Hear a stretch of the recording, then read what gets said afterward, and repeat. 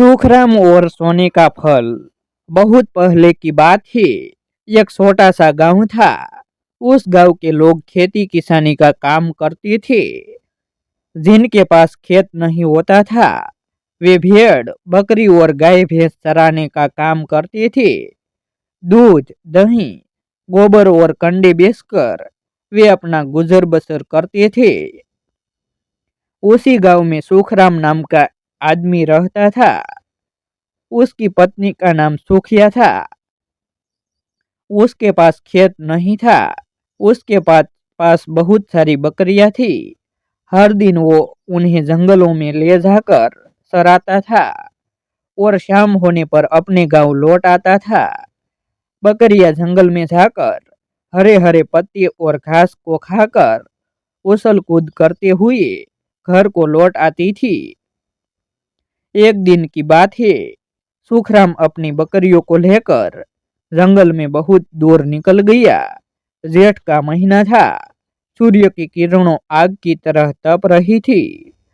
गर्मी के कारण बहुत धूल उड़ रही थी। जमीन भी कोयले की अंगारों जैसा प्रतीत हो रहा था। उसके आसपास पानी का कोई स्रोत नहीं था। सुखराम को बहुत प्यास लग रही थी। सुखराम प्यास के कारण वही एक पेड़ के नीचे तड़पने लगा। बकरियां उसी के आसपास फैलकर सड़ने लगी। कुछ समय पश्चात भगवान श्री शंकर महादेव वहां पर आए और उन्होंने सुखराम को प्यास से तड़पते हुए देखा। भगवान श्री शंकर ने एक ऋषि का वेश धारण किया और अपने हाथ के कमंडल में पानी लेकर उसके पास पहुंच गए। ऋषि ने पूछा, क्यों सुखराम, तू क्यों तड़प रहे है? सुखराम ने कहा, क्या बताऊं महाराज, प्यास के मारे मेरे प्राण निकल रहे हैं। भगवान शंकर को उस पर दया आ गई। उन्होंने अपनी कमंडल का पानी सुखराम को पीने के लिए दिया और अपनी थैले से निकालकर कुछ फल सुखराम को खाने के लिए दे दिया। सुखराम ने कुछ फल खाया और पानी पिया। सुखराम का मन शांत हुआ और उसने बचे हुए फल अपनी पोटली में रख लिए।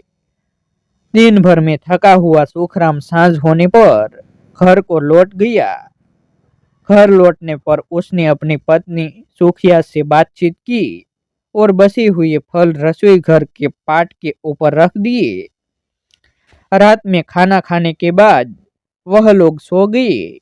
सुबह अगले दिन मुर्गे की बांग के साथ उसका नींद खुल गया। हाथ मुंह धोकर सुखराम रसोई घर में गया और पाट में रखे हुए फल को देखा।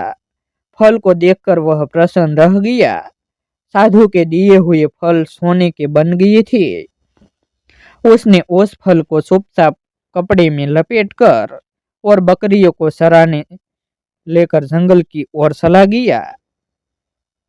सुखराम मन ही मन बहुत बहुत गदगद हो रहा था, लेकिन कभी कभी उसके चेहरे पर डर के भाव भी दिखाई दे रहे थे। दिन भर बीतने के बाद शाम को वह फिर घर आया। उसके बाद खाना खाकर सो गया, लेकिन रात भर उसे नींद नहीं आई। दूसरे दिन सुबह सुबह ही वह उठ गया और अपनी पत्नी को कहा कि आज मुझे शहर में कुछ काम है। मैं आज जंगल में बकरी चराने नहीं जाऊंगा। आज तुम चली जाना। सुखिया ने जल्दी जल्दी घर का काम किया, खाना खाया और बकरियों को लेकर जंगल की ओर निकल गए। सुखराम भी अपनी पोटली पकड़कर शहर की तरफ चला गया। शहर में पहुंचने के बाद सुखराम जल्दी जल्दी एक सुनार की दुकान पर पहुंचा और उसने अपनी पोटली से एक सोने का फल निकालते हुए सुनार को दिया। सुनार समसमाते सोने के फल को देखकर चकित रह गया। उसके मन में लालच आने लगा। उसने पूछा, इसे तोलना है क्या? सुखराम ने झट से कहा, हाँ भैया हाँ, इसे जल्दी से तोल दो और मुझे पैसा दे दो। सुनार ने सोने का फल को तराजू पर रखा। और उसे रुपयों की गड्डी थमा दी। सुखराम ने कुछ भी सवाल जवाब नहीं किया और उल्टे पांव अपने घर वापस आ गया। इतने सोने की कम भाव देकर सुनार बहुत खुश हुआ और उसने सुखराम को कहा कि मेरे पास दोबारा जरूर आना, मैं पूरे शहर में तुमको सबसे अच्छा भाव दूंगा। सुखराम ने घर आकर सारी बात अपनी पत्नी सुखिया को बताई और रुपयों की गड्डी उनके हाथ पर रख दी। उसके बाद उन्होंने अपने घर के लिए नए नए बर्तन खरीदे, नए कपड़े खरीदे। सुखिया ने अपने लिए बहुत से महंगे महंगे जेवर खरीदे, बहुत सारी बकरियां खरीदी और कुछ दिनों में उन्होंने अपने लिए एक बड़ा सा सुंदर घर बनवा लिया। उनकी इस अमीरी को देखकर गांव में चर्चा होने लगी कि यह लोग कुछ ही दिनों में इतने अमीर कैसे हो गए। दोनों बहुत भोले थे। उन्होंने लोगों के बार बार पूछने पर बता दिया। अपनी सच्चाई को साबित करने के लिए वह सोने का फल भी लोगों को दिखा दिया।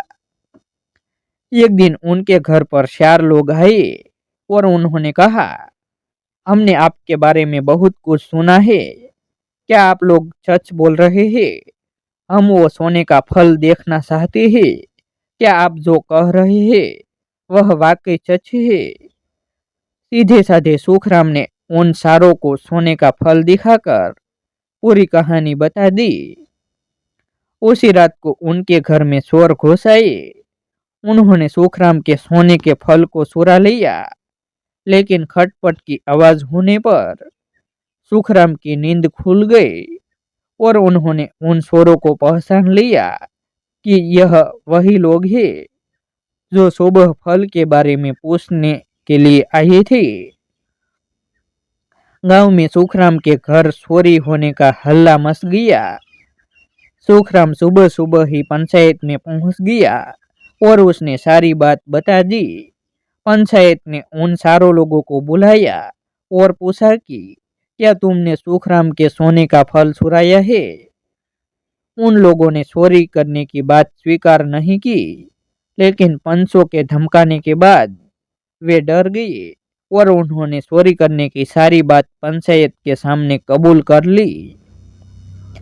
चोरों को चोरी किया हुआ फल लाने के लिए कहा गया। उनमें से एक गया और छुपाया हुआ सोने का फल पोटली सहित लेकर आ गया। पंचों ने उस पोटली को खोल के देखा तो उसमें कच्चे फल थे। यह देखकर सभी आश्चर्यचकित हो गए। उन फलों को सुखराम को वापस कर दिया गया और चोरों को गांव से बाहर निकाल दिया गया। सुखराम वह फल देखकर निराश हुआ और अपनी पत्नी के साथ घर वापस आ गया।